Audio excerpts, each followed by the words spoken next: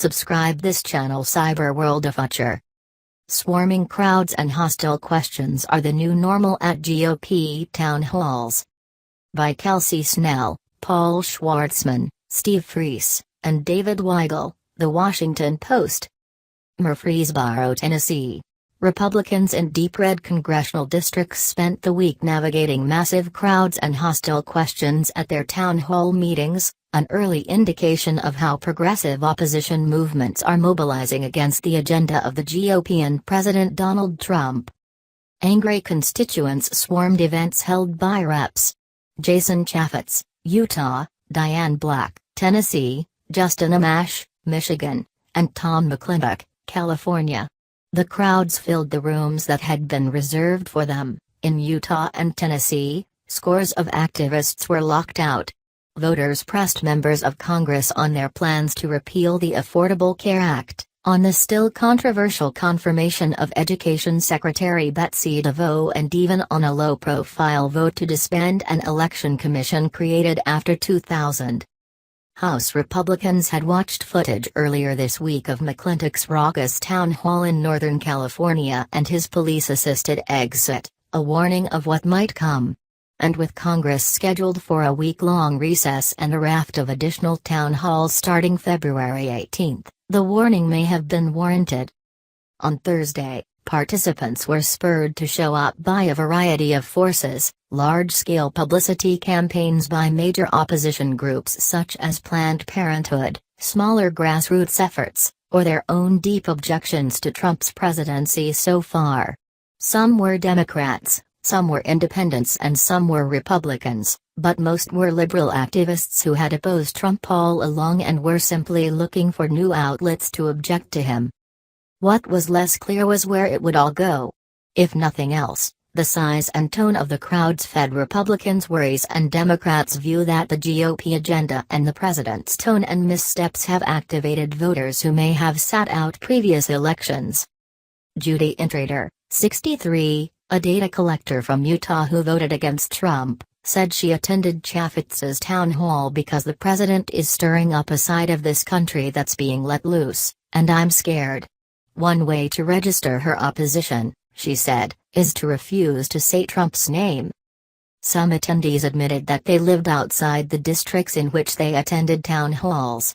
But their intensity demonstrated just how rapidly some effective organizing tactics, such as those in the Indivisible Guide prepared by former Hill staffers, had spread to Red America. What had been staid or friendly events became scenes of shouting and emotional pleading, all shared online and on local TV news. I think what we've seen in these last few weeks is that it was sustainable from January into February, said Representative Ben Ray Lujan, DNM, chairman of the Democratic Congressional Campaign Committee.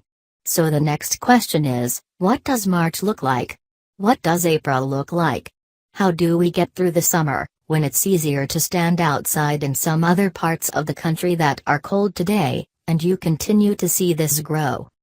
At Black's event in Murfreesboro, members of college Republicans at Middle Tennessee State University struggled to find Make America Great Again hats to fill the audience at a town hall on health care and tax reform. Organizers searched through a sea of at least 200 people, many carrying Planned Parenthood signs, to find friendly faces to help fill the 80 or so seats at the Ask Your Reps event featuring Black, the House Budget Committee chairman, and 3 other local officials. Activists booed and chanted as the group, flanked by armed campus security, handpicked people to help fill the room in the hope of keeping the conversation civil. Inside the room, audience members rose to ask Black for specific proposals to replace ACA programs that have become a health lifeline for many residents in this mostly rural slice of central Tennessee. Black carefully insisted that House Speaker Paul Ryan, Republican Wisconsin, has a plan, but that wasn't enough to suit the crowd. Answer the question. Some in the audience shouted. Black demurred on at least one question as the moderator pleaded for respect. The tense, tightly controlled scene inside the small lecture room was a sharp contrast to the frustrated energy just outside the doors. Chants of "This is what democracy looks like" and "Let us in" erupted after security officers blocked the majority of hopeful attendees from entering the room, citing fire marshal rules. The peaceful protesters huddled around computers and phones to watch the event streaming live on Facebook, occasionally groaning and renewing their chants. Gracia Magdaleno, 22, clad in a bright pink Planned Parenthood scarf and pink hat, was crestfallen about being barred from the event.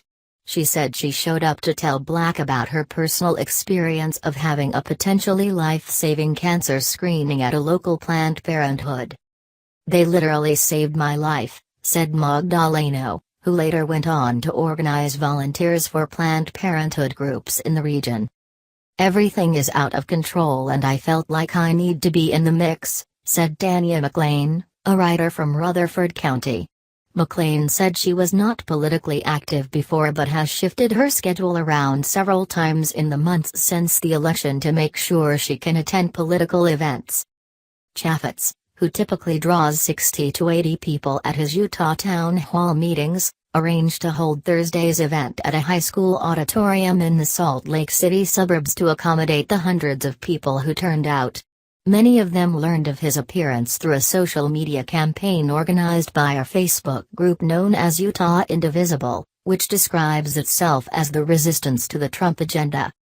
Several police officers stood near the stage while Chaffetz spoke, his words often drowned out by booing and shouting from people who filled nearly all of the 1,000 seats in the auditorium. More officers were outside the school, controlling the large crowd that did not get in. Sarah Klingenstein, 60, a retired teacher, drove an hour from Park City for the meeting, which she said was her first town hall.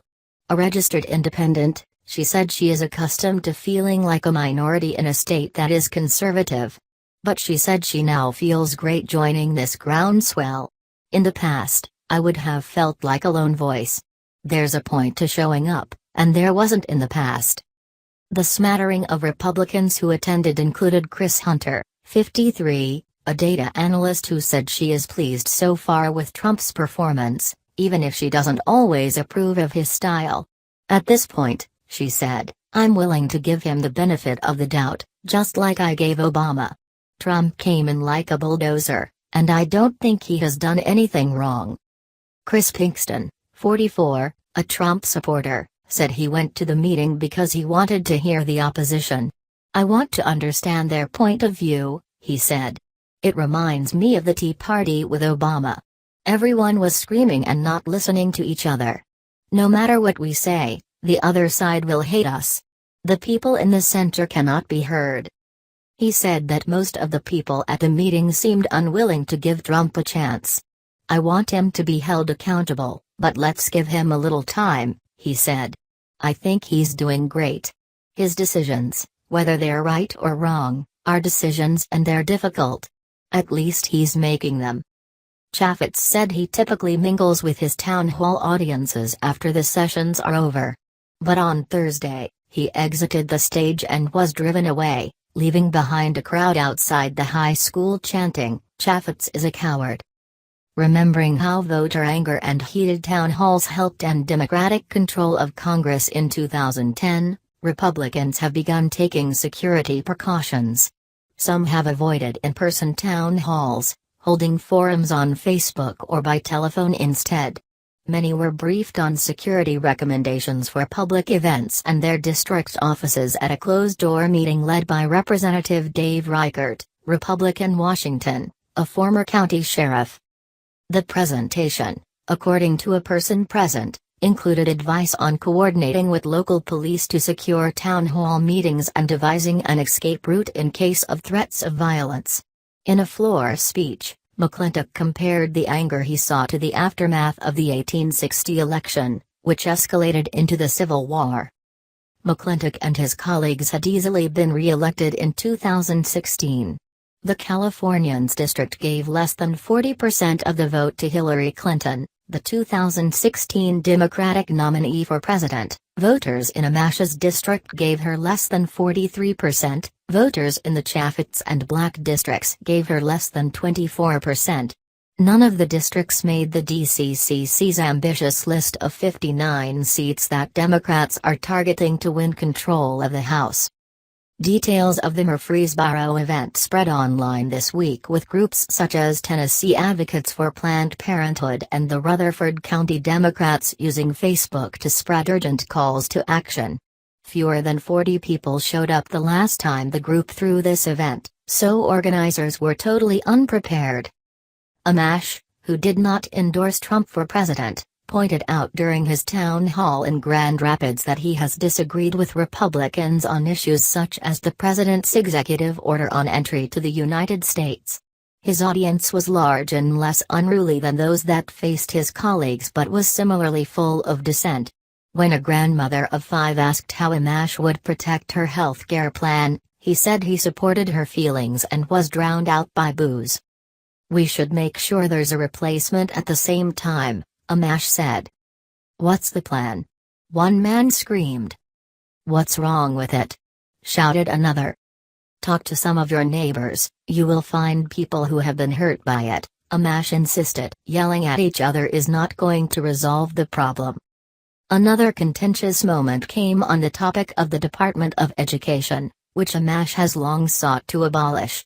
This was the hometown of newly confirmed Education Secretary Betsy DeVos, of whom he said, to the distaste of the crowd, "I believe she'll do a good job." Amash explained that he thinks the states would do better to keep the money they give the federal government rather than send it to Washington to be redistributed. The audience doubted that Michigan's Ruby Red legislature would be fair about that, prompting Amash to try for a joke that scored him only a smattering of chuckles. "With Donald Trump in office," he said, "I don't know why you're all such big fans of the federal government." Schwartzman reported from Cottonwood Heights, Utah, Freese reported from Grand Rapids, Michigan, and Weigel reported from Washington. Subscribe this channel Cyber World of Future.